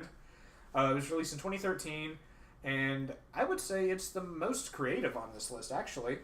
I'd say it draws the most creative inspiration and has the most to say of all these games. Yeah. I think it's the first game we mentioned on this list that actually uses game mechanics to do something really interesting. I think the other games used game mechanics like in some interesting ways. I think ABZU and Journey both use mechanics well. But they don't really feel unique to the game, and they don't really feel like the centerpiece or anything like that. Yeah, they used the mechanics well, but the mechanics weren't what made the game. Yeah. Anyways. So. Oh, I should say, because I feel like we just left this untied. Yeah. Elias is not coming. Oh. I forgot to mention that an hour ago. Bye, Elias. Elias had class. Elias lives far away. It's going to take us some time to get here, and I can't be bothered to keep the podcast running for 3.5 hours. I'm really sorry, Elias. I hope you'll be listening to this later. We'll invite you back sometime. You guys deserve to meet this guy. He's a great person. So I'm the specialist guest. So Anna is both of our guests today. You're dead. Shut up. Jordan's not. He's dead. So moving on. From the side of the Stanley Parable, it says, quote, Stanley Parable is an exploration of story, games, and choice, except the story doesn't matter. It might not even be a game. And if you actually do have a choice, let me know how you did that. End quote. And that almost feels like it's part of the game, because the whole game itself is a meta game. Yeah. And it feels Which like everything that exists. Yeah, it's awesome. And everything that exists outside the game, I would almost argue that the real world is part of this game, because it's a deconstruction of what we think of video games, and even real life to an extent, some people would argue, which I'll get to, and that's why the next game is so important. I think like the first achievement I got in that game was like, I was just knocking on doors, it's like, oh, you knocked on this, and it's like, it got meta with, we're not going to give you an achievement for knocking on this door 5 times, we're going to make you work for it, and you have to like go touch some copiers and like knock on other doors. Yeah. It's a very interesting experience because it's a actual deconstruction of choice in games, and how interactivity is important in games. I think it's really interesting. So there's, as probably everyone listening to this knows, there's an omnipresent narrator who knows everything that's going on and tells you all about the story as it continues. It's really interesting because he doesn't really enjoy every choice you make. Nope. Or you make. He hates it. He hates... So, he's sort of a metaphor for game developers. Mm-hmm. He very much like represents the voice of the developer himself. Yeah. And it's presented in such a way, and it's really almost impressive how it does this. It'll recognize the minute shit you do, like if you just like jump in place for a few minutes, the narrator will be like, "Stop that! What are you doing?" Yeah. And it truly feels as though, and it's obviously not the case that the narrator is speaking to you directly, but it's got so many threads and it's got so many recognitions of what the player can do that it's set up in such a way that it really does feel that organic. Yeah. I think there's like a part where you can glitch yourself out of the map, and it'll start like saying like you finally made your own decision, and he's like, "Ha, no, you didn't. We already thought about that." Yeah. Because like he'll start narrating to you like, "Hi, you're out of the map. That wasn't your doing. We knew you were going to do it." Which is almost, I almost feel like, and I'm getting on a brief tangent. Undertale kind of took a note out of that book with the like, if you achieve an ending that's otherwise impossible through the confines of the game, you'll get like the character Sans at the end just saying like, "Hey, you found a bug. Please email me, but you're probably actually just a cheater." Yeah, it's very interesting. There's many different endings that go over many different moods. The game's primarily a comedy, but it can get horribly tragic at some points. Jordan is hand miming my favorite ending, where you and the narrator finally achieve an agreement of how the world should be, and you go into this room, and it's wonderful and beautiful, and there's all these beautiful lights and wonderful music playing. But you realize that the only way to complete this ending is to walk into another room, up a very, very long staircase, and throw yourself off it. And the whole time, he's begging you not to. Crying, saying, if you kill yourself, we're just going to go back to the same way things have always been. Nothing will have changed. Nothing I did or said will have actually mattered. Yeah. And there are other weird-ass endings. Like, there's one where you step outside and you're in Minecraft. And there's one where you step outside and you're in the original Stanley Parable that was built in, like, as a Half-Life 2 mod. Yeah. Yeah. It's really bizarre, and it's really smart. It's funny, because as soon as you said Minecraft, Pip also said Minecraft. There's a little more backstory, too, is, there was a release of a demo that was not a demo. It was called, It was called the Stanley Parable Demonstration. And it had unique dialogue, and it had different puzzles, if you could call them such, from the retail release. Unique versions of the demonstration were released to popular Let's Players, and I think the most notable example was the one that was sent to the Game Grumps, which had a unique reaction dialogue that said, "God damn it, Ross," which was a running joke on the Steam Train series on their channel. And when they said it, everyone went nuts. They were like, "Oh, ha ha ha!" They built it for this game. And then I'm pretty sure that similar cases happened, like PewDiePie and Markiplier and other such characters. Yeah. So the narrator, I think, is notable because it's a really awesome narrator. His voice is perfect for this role. Oh yeah. But he wasn't really in anything else when I looked up his IMDb page. No. He's credited at the end as the impeccable Kevin Brighting. And he did some voice work on one episode of Doctor Who, and he's the documentary voice of Evolution versus God, Shaking the Foundations of Faith, which I didn't actually find anything about. But yeah, for such a good, smart work he did on this, he's not really in anything else, and I think that's a shame. Yeah. A dead ghost is telling me he was actually discovered on a public voice acting forum. And he wasn't in anything else before that. So all those roles came from the Stanley Parable. Yeah, that's cool. Because he was the same voice actor for the mod. Yeah. Yeah. And he does have a website, so if anyone in chat or listening to this later has the need of the voice actor of Stanley Parable and has a lot of money, you can fly him out from Britain if you want. Yeah. Maybe not even that much money. I'd say he's got a good resume by now. So, do you want to move from there into the beginner's guide? Yeah, I think we've said all that can be said. So, we'll preface the beginner's guide a bit. Also buy the Stanley Parable. Also by Stanley Parable. It's, $15? And plugging Dr. Lenskov, the Tiger and the Terribly Cursed Emerald from per request from a dead ghost. Yeah. Sure, I'll take it. Stanley Parable was made by 2 developers. One went on to go make funny little Lenskov. meme games, and the other one went on to go make the beginner's guide, Yes. which we'll be discussing now. And that same person was Davey Ryden. Wasn't the beginning of the game like, "Hi, I made Stanley Parable. Yes, the opening line is literally, "Hi, I'm Davey. I made the Stanley Parable," or something like that. Which is a great way for everybody to know who you are immediately. Yeah. And the game begins, and you're in a very kind of crudely, poorly made even Counter-Strike mod. The beginning, you're in nothing. Yeah. Okay, so the game is about you walking through and existing in all these games and mods that were created by this character described as Coda, who, for all we know, is a real person because we're being spoken to by the real person, Davey Reedon. Yeah. So, as far as we know, Coda is an actual person that exists in the real world. He could also be very not a real person.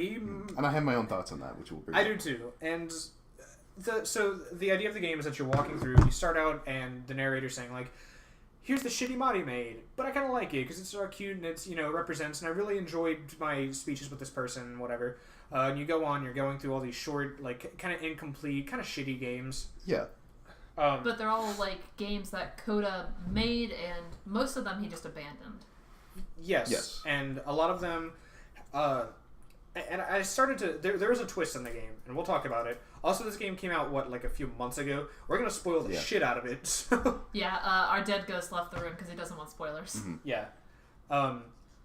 So it's canon that Jordan is dead for the length of this podcast. So that he can't get spoilers of the beginner's guide. So through the game, you're going on. I think the first one that stood out to me was the one that he called the Tower. Yes. The Tower is, I think, over halfway through the game. No. No, I'm wrong. It was not called the Tower. Okay. It was the staircase that as you walked up it, you slowed down to a literal halt. Yeah. Yeah. This is where... But he got rid of that for the sake of...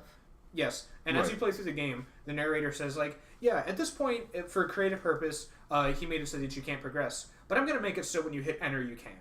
Or, when you hit enter, the walls are going to disappear. Yeah. One of the really interesting things about that is Coda made it so that as you walked up the staircase, you progressively become slower and slower and slower and slower, but never to a stop. It just takes a really long time. An exponentially longer time. Not even exponentially, because eventually you can get to the top. Yes, eventually you can get to the top. After years. And Coda and the narrator talking to in the game had a disagreement about whether a game needs to be playable. Mm-hmm. Where Coda said no, it does not, and Davey said yes, it does. Yeah. Yeah. So Davey provides you the option to just skip this piece of Coda's intention for this game, so that he can quickly get you through the rest of this. So when you reach the top of it, you enter a room, and inside this room are just text, not line as a texture on the wall, literally just existing in free space. Yeah. Floating texts. And they're all just I think Coda's ideas. They're game for ideas. Games. Yeah. They're just loose tangents about games he wants to make. And Davey goes on a bit, and he kind of explains this. And this whole game, he's describing Coda, and should we spoil it now, do you think? Sure. Okay. So Davey's always explaining this as though Coda is a different person from him. And he's always saying, he even says, I met Coda in Sacramento at a game jam in 2009 or whatever it is. And he's talking about how he disagrees with Coda and how their design philosophies are interesting. And he's always talking about how, and this is how Coda was feeling when he did this. And this was the implication that I took when he did this. And when he started to make games of this particular paradigm, I thought he was depressed, and I thought he was feeling bad. Stream might be down. Yeah, stream's down. So let's just take a second. Tell us when we're back, guys. Alright, I'll let you know when I stop buffering. Okay.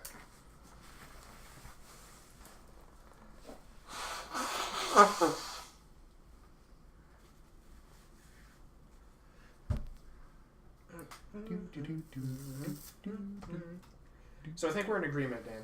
Yeah. About. Oh, yes. Yeah, I believe so.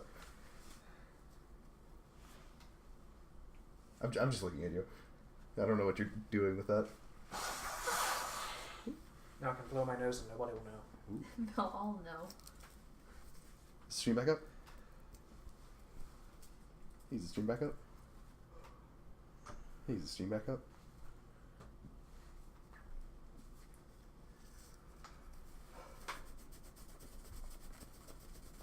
Maybe we should do this at my house. I should have wired internet soon too. Okay. So it might be more reliable. Yeah. I have Ethernet cables and stuff. Yeah, if that doesn't work, yeah, we can just try at your house. Yeah, there's Jordan. Alright, the stream's back for me. Okay. Okay. So we should be good. Okay. Okay. So So anyways. let's back up about 25 seconds. So this whole time, they are Sweet. cool. The narrator is presenting Coda as a separate character from himself. He's saying that this is how, or this was the inference I made about this game. I liked this game because it showed how happy he was and what a good place he was in. And he keeps going on, and the games keep taking longer to develop, and they keep, Getting darker. giving this more negative vibe. And it's at the same time that Davy's saying that he started taking his games to present them to an audience. And it keeps going, and ultimately gets to the tower, which was like basically the last level of the game, though. Yeah. It encompassed a lot second of to the last. game. Yeah. It encompassed a good portion of the game, but it was very late in the game, too. And as you're going through the tower, it's starting to have some of the old design philosophies of being like virtually unbeatable, and in some cases literally unplayable. And Davey keeps fixing it, so to speak, and he keeps making it so that you can continue.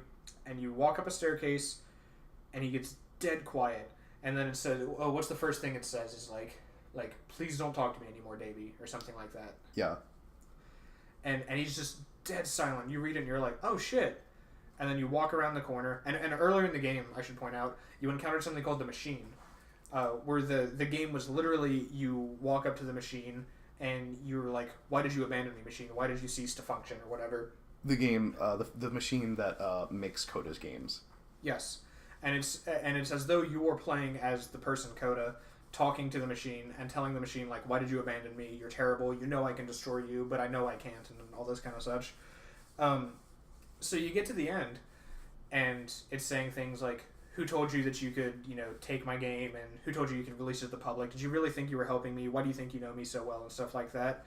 And it kind of goes from this like debacle between two friends to where I start to believe, and what I walked away was believing, that Coda and Davey were the same person. Yeah. Yeah. Yes. And I have a very specific other reason for believing that also. I have a very meta outside the game reason to believe that. Yeah. Which I do have notes for it. Let me bring this up. So he's saying that the narrator is saying throughout the game, or rather, one of the things that you encounter written on those walls is, "Did you think I was making them for you?" Which is a sign that allegedly Coda had left for Davey at the end of this game. And throughout the game, you hear the narrator say, "I didn't hear from Coda. I couldn't get in touch with him. I can't get in touch with him," which is Davey losing connection with his creative self. He's losing sight of his creative expression. It's diluted by this concept that he's making games for an audience and not for himself. Mm-hmm. And he keeps saying, and earlier in the game, you encounter several games in a row that are just like prison games. You just exist in a room with no way out, or you proceed in a weird way and you hit a dead end and that's it, and you're stuck. And at this point in the game, towards the end, Davey says, maybe Coda just likes making prison games. Maybe it's not some deep metaphor. Maybe he's not depressed. Maybe that's just his form of expression. So, I interpreted this as, it's kind of a love letter from Davey, admitting that he'd become a different person as a result of Stanley Parable's success. It could be that Stanley Parable was the catalyst for Davey/Coda realizing that he had stopped making games for a, quote, real reason, and the public praise had brought his unhealthy Davey side to a fever pitch. Yeah. Where he says throughout the game that he craves to the point that he can't comprehend a world where he's doing anything for the sake of anything but satisfaction and gratification from other people. He's thriving on the concept that other people have to provide this for him. And this is all told within this context of the game, but don't forget that it began as the narrator literally says, "I am this real person, Davey." Yeah. Yeah. And I thought this like actually hit me kind of hard. And when I started doing some research into this, I went to the Stanley Parable like primary website, and there's a link to galacticcafe.com, and there's a write up from Davey about how the With the short little comic. Yes, with the comic. About how the post Stanley Parable year and all the Game of the Year awards and emails and letters and all this and that, which he said were mostly positive but some negative, it caused him a lot of stress, despite how humbled he was about the honors. And it was as though that like he was feeding off of this to the point that he like couldn't imagine a world where he did anything but. Mm-hmm. He said that he lost sight of why he made the game, and he wrote a comic that he said in this post that he didn't actually want to share it. And he said that he eventually did because it was important that he do so for the sake of the beginner's guide making any sense. Yeah. And I don't remember much of the comic, but it was basically like he, resorted to drinking and stuff like that. And at the end of it, he says, like, I don't even remember why I'm writing this anymore. Yeah. He has a moment where he talks about how getting Game of the Year awards no longer makes him happy. It just makes him worried when he thinks that he might, or that the Stanley Parable might not be on one. And he just thinks, or he talks about like what how he thinks of himself as just a horrible person for thinking like this. Yeah. And I think a lot of this ties into obviously the beginner's guide, dealing with Davey dealing with his own conscience, like trying to get back to why he began making games to begin with. Because one of the big themes in Davey's games is like all this hidden work that went into his games. At one point early on, you walk through a short little maze and get to just a dead wall. And then Davey deletes one of the walls for you, and it flies you out, and you see this enormous, gigantic, huge maze full of tunnels. Unbelievably big. Like, it's crazy. And like, it lasts like 4 or 5 minutes, too, that you're just floating above it, and you're just like, this maze can't get bigger, and it totally does. Yeah. Like, there was a point I'm like, he can't have, like, actually handmade all of this. Oh, he did. He totally did. But yeah, it's really incredible. And there's another scene where you walk up like a staircase, and you get to this room, and Davey's like, "Simple game, right? Well, hit enter and watch what happens." He takes down the walls, and there's like a shitload of staircases everywhere. Yeah. Yeah. And he's saying like, and the impression is that a lot of his creative expression was that he was doing it for himself. Like, they're never gonna see what's behind this wall. And there's another. I think the most interesting game through this collection was the one where you're walking around, and it says this game is connected to the internet. Players can write messages and stuff, and there's no way for you to do that. But there's hundreds and hundreds of messages left all over the ground.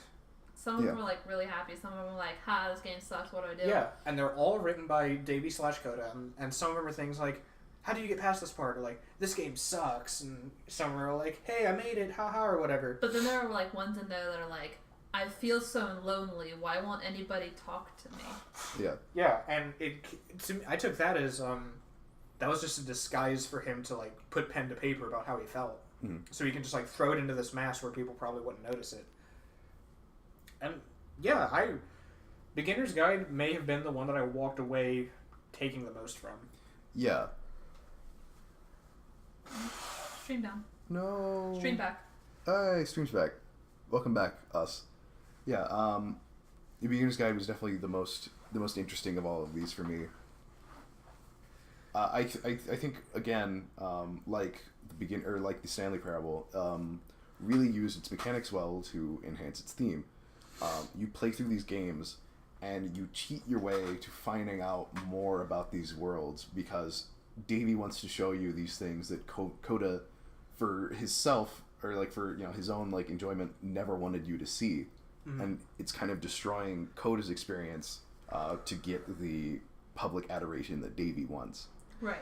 And you get to play through that, and it feels disgusting having seen that Davey broke all of these things that Coda wanted him to like never share with other people or to let be played in their original with their original intent still as it was. Like even like back as far as the one where you're on the staircase, that's one of the first ones, but he's already like, this is taking too long, I don't want to make you sit here, I'm just going to cheat. Yeah. Yeah, and you're told this, and at this point, the only thing you can assume is that these are a separate person, Coda's games. And you feel like that Davey's kind of, like, infringing on the integrity of the games. Like, right. At the beginning... Sorry to cut you off. At the beginning, at the beginning, Davy makes you press a button or agree to cheating. But at the end, in the tower, there's a point where there's a really difficult maze full of invisible walls that will bring you back to the beginning. And Davy doesn't give you a choice. He just puts you on the other side. Right. No. Or I'm sorry. He says. Yeah, he gives you the walk. Or he gives you the walkway over whether you like it or not. Yeah. And then you have the choice of taking that, the fake wall, or actually no, it's the prison cell where you're supposed to wait for, I think 5 hours. Literally 5 hours. And but he just opens the door and lets you out. Right. Yeah. I think back in like one of the first prison levels too, it's like there's a maze, but I'm just gonna put you in front of the door. Yeah. Yeah, and it's not even like a terribly difficult maze. No. Because when you at the end of that level, you walk into the thing and it's supposed to kill you, but it's supposed to kill you, but you float up instead, and you see everything from the outside. And the maze is actually super small. Like by nature of being a maze, if you take a wrong turn, you get stuck for a little bit. but if you somehow knew how to get through it, it's like 3 or 4 turns. Yeah. Looking at it, it's an extremely simple maze. Yeah. But he didn't want you to take those extra minutes trying to figure it out. He just wanted you to be instantly satisfied. And there's a lot of depth to this too, because then you have to start questioning, like, is Davey breaking these games apart to deliberately separate himself from his Coda persona? And I don't know. Even at the end of the game, when it seems that the ideal was for him to come to terms with his Coda separate personality, I don't feel like he did at all. Yeah. I feel like he set out to accomplish something from this game and just completely didn't. Yeah. It's also kind of like with like the whole like self-gratification thing, it almost seems like he put meaning to almost every single one of those games. Mm-hmm. But was there really meaning there? Like, I know with that, you were supposed to die in the beam, you like started floating up, he's like, well, it's just like you're ascending, or like you're going to heaven. Well, he did say that originally you're supposed to die, and then when he saw that, he thought, no, that's cooler, I like that more. Yeah. But like, it's kind of like, is he putting meaning to these things that don't have any meaning because he wants people to be more satisfied about it? Yeah. Yeah.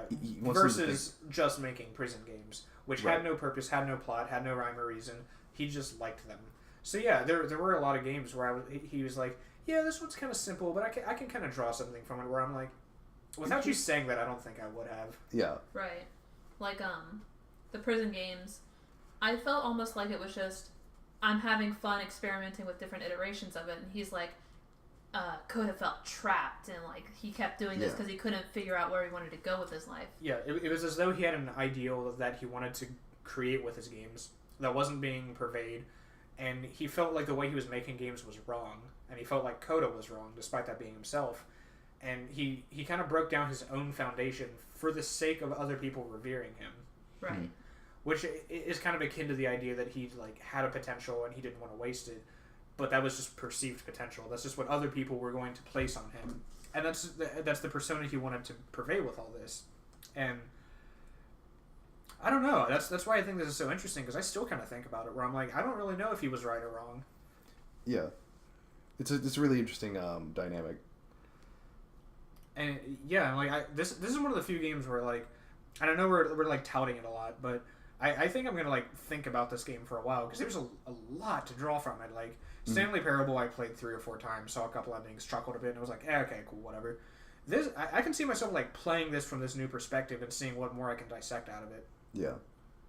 But it's if there's any game on this list I recommend, like this, for one, this is on the Humble Bundle at the moment, so it's literally $1. Yeah. Go buy it right now.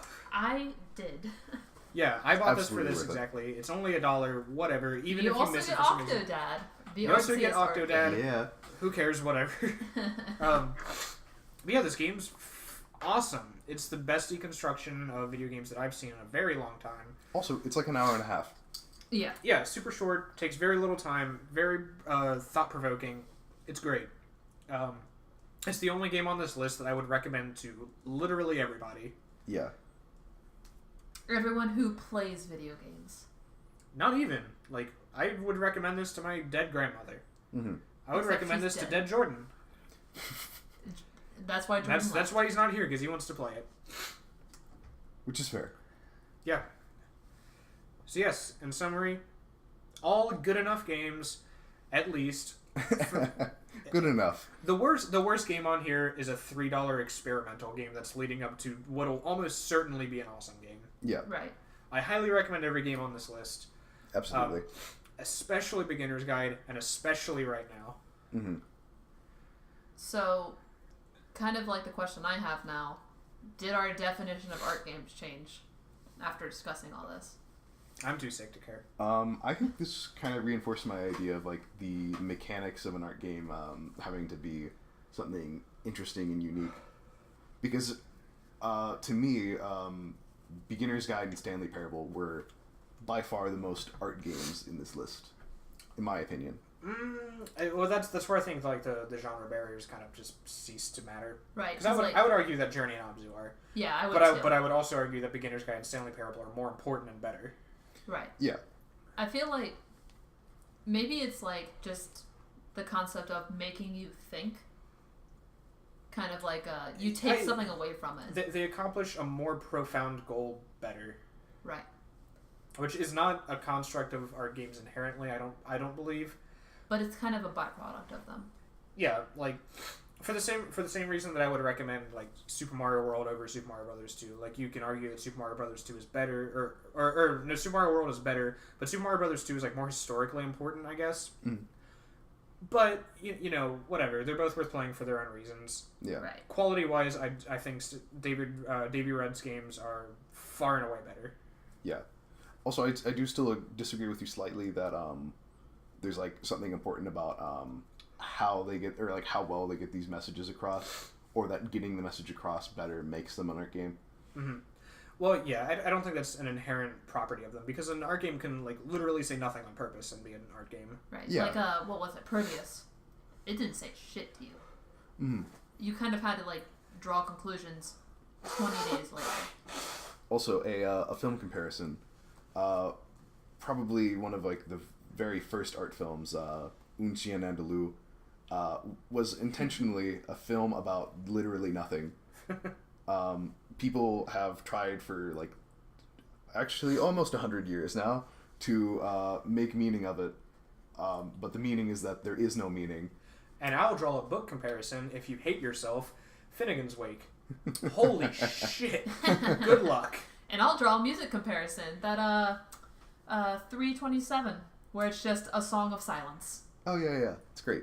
The song is the noise you make. Yeah, it's yeah. Okay. Very interesting watching a live performance. We've gone on for 2 hours. Oh man, we were planning for half an hour. Holy shit. Yeah. We had a lot to talk about. Yeah. Successful first session. Yeah. We're not quite done. What's on the chart next week, Daniel? So for Casey, No. What's our topic? It's fighting games, isn't it? Yes, it is the history, evolution, yada yada. I don't know fighting games. About fighting games. With a special guest, Pillar of Salt. Luke Spradlin. You're going to bring a Mr. Luke Spradlin, and he's going to talk to us all about fighting games. I've played like 4 fighting games in my whole life, a collective like 5 or 6 hours maybe. Yeah. My plan to study for this is I'm going to go to Luke's house and he's going to kick my ass in fighting games for 5 hours. And please, if you refer to him, call him Spradlin. He hates it. So he will be here next week. We will be here again, or my house, whatever. We'll figure it out. Yeah. Same time, same day. It'll be September 1st. We may start earlier. We'll figure it out. I'll post on the Twitter and Facebook and everything, whatever. Yeah. If you missed any part of this, or you're just tuning in, you missed the whole thing somehow, this will be on YouTube. We're going to archive it. We're going to archive it. It's going to be a Respawn Lounge on YouTube. It'll have the same picture, so it's easy to find. I'll link that on my Facebook and Twitter as well. Follow Respawn Lounge on Twitter. If you want to be on this show, and you want to give us some topics, or you want to complain, you want to tell me to stop being sick, Stop being sick. you can write me on Twitter at @respawn_lounge, or you can email us at respawnloungeofficial@gmail.com, or since everyone in this chat is friends with me on Facebook, just yell at me on Facebook. Or, since we see you every day, or just punch me in the up? face tomorrow. Please bring me medicine. Mm-hmm. I have a fever. He's dying. This hurts really bad. This was hard. So yeah, next week is fighting games. would you like to announce the games we're having each other play? Yes, the games we're going to announce for each other. Dan, you go first. I am having Casey play Hitman Blood Money. No, we changed it. Oh, we did. Because that's not a fighting game. Oh, that's right. Okay, I was going to have you play a fighting game. game. Yes, I was going to have him play Guilty Gear. Yes. Specifically X2. BlazBlue? X2. Guilty Gear X2. Not BlazBlue. BlazBlue? Also, give me that while I'm here. Yeah. Because I don't know dick about fighting games, I'm going to make Dan play Naruto Clash of Ninja 2 for the GameCube. You terrible human being. That's the only fighting game I know anything about, and I'm really good at it. Others will probably include BlazBlue, Street Fighter. Yeah, we're going to talk some King of Fighters, some Street Fighters, some Guilty Gear, etc., etc. I know like 4 fighting games. Prepare for a lot of hype. Yeah. Yes. It's going to be mostly Dan and Luke talking. I'm not going to participate very much next week. Just like me. Yes. Yeah, we may have another guest. We'll figure it out. Mm-hmm. Brandon, maybe? I don't know. I'll ask him. We'll figure something out. We'll figure it out. So yeah, that's it for next week, I suppose. I think that's all we had. And until then, all right. Thank you everyone who stuck around. Thank you again, Freshie, for sharing us. Thank you everyone in the chat who stuck around and memed the holy shit out of our Twitch chat. Thank you so much from the bottom of my heart. 90% of it was me. I'm gonna sneeze on all of you. Good night. And good night. Good night. And don't die.